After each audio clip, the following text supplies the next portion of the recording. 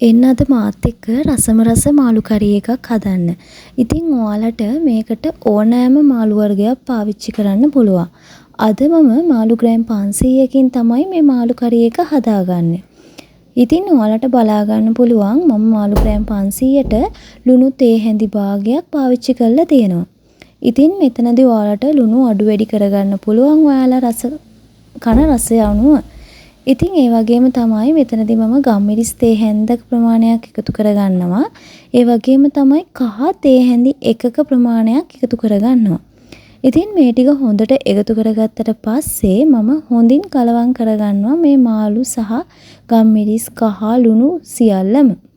ඉතින් මේ ටික හොඳට එකතු කරගත්තට පස්සේ මම විනාඩි 30ක ප්‍රමාණයක් මේක සීසන් කරගන්න තියෙනවා. ඉතින් මේක විනාඩි 30ක් තියාගන්න අතරතුරේදී මම දැන් මේ හදන්නේ මේ මාළු කරියට දාන පේස්ට් එක හදාගන්න.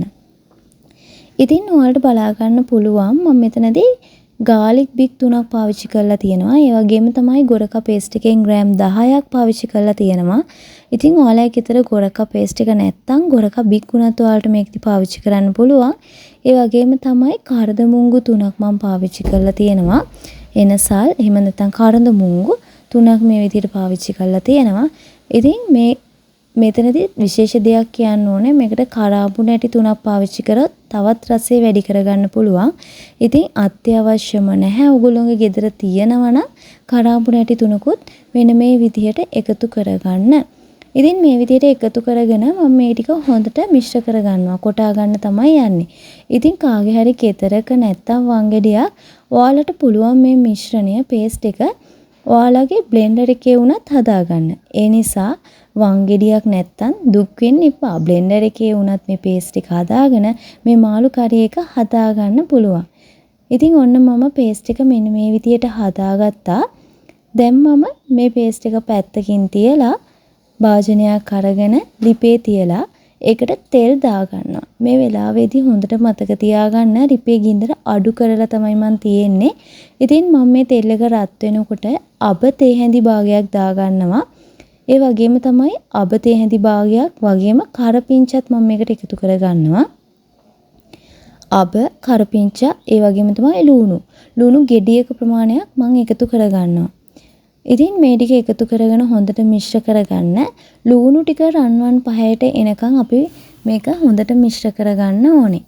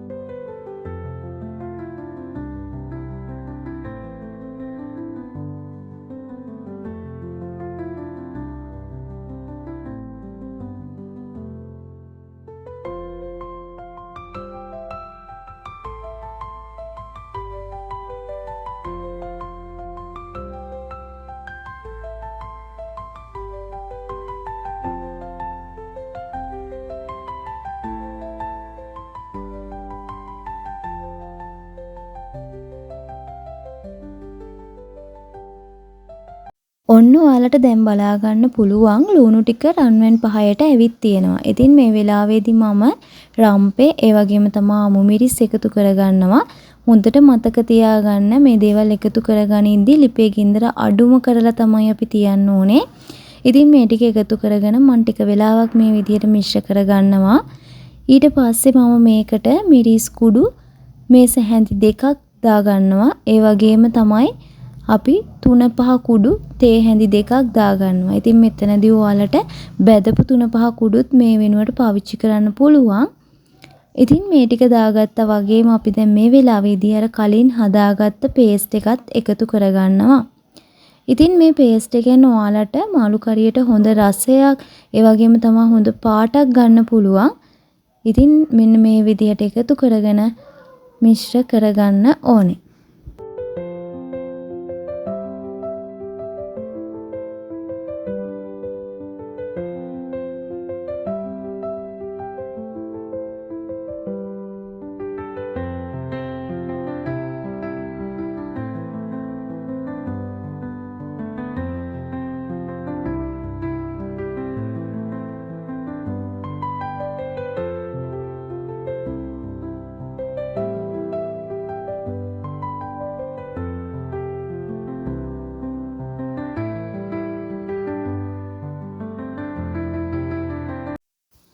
මේ වෙලාවේදී මම ඔන්න වතුර ඒ වගේම තමයි උළුහාල් තේ හැඳි කාලක් දාලා හොඳට මිශ්‍ර කරගන්නවා. ඉතින් මේ විදිහට මිශ්‍ර කරගත්තට පස්සේ අවසානයේදී ඔයාලට පුළුවන් අපි සීසන් කරගත්ත මාළු ටික මේකට එකතු කරන්න. ඉතින් දැන් අඩු ගින්දරේ මේ මාළු එක හදාගන්න ඔයාලට පුළුවන්. ඉතින් අපි බලමුකෝ අවසානයේදී කොහොමද මාළු කරිය එක ඇවිත් තියෙන්නේ කියලා.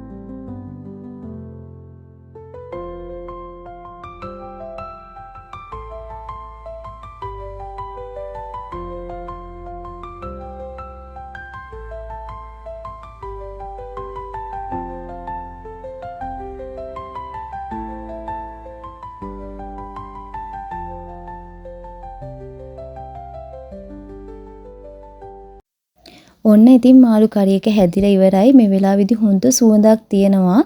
ඉතින් ඒ වගේම තමයි හොඳ රසයක් තියෙනවා. අමතක කරන්න එපා මේක try කරන්නම ඕන රෙසිපි එකක්. ඉතින් ආයෙත් දවසක රස රෙසිපි එකකින් හම්බ වෙනකන් ගිහින් එන්නම්. ඔයාලා පරිස්සමින් සතුටින් ඉන්න. හරියප් කිචන් එක දිගටම රැඳී සිටින්න.